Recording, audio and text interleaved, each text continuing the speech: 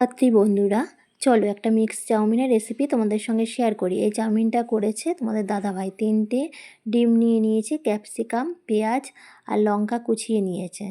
আর এদিকে দেখো ফুলকপি, বিনস আর গাজর কেটে নিয়েছে। আর মাংসের কিমা নিয়ে নিয়েছে আর চিংড়ি মাছ ছাড়িয়ে নিয়েছে।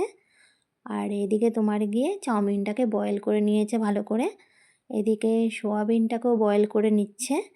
আর তোমার এদিকে দেখো ডিমের ভুজিয়া করে নিয়েছে। ডিমের ভুজিয়া করার পরে এই তেলটার মধ্যেই তোমার গিয়ে চিকেনটা আর চিংড়ি মাছটাকে ভালো করে ভেজে নিয়েছে।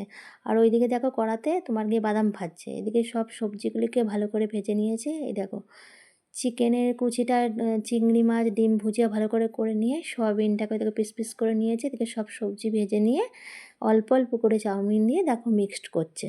এই চাউমিনটা খুব সুন্দর করে তোমাদের দাদাভাই, খেতেও দারুণ হয়। তোমরা একবার ট্রাই করে দেখতে পারো। ওকে, বাই, টাটা।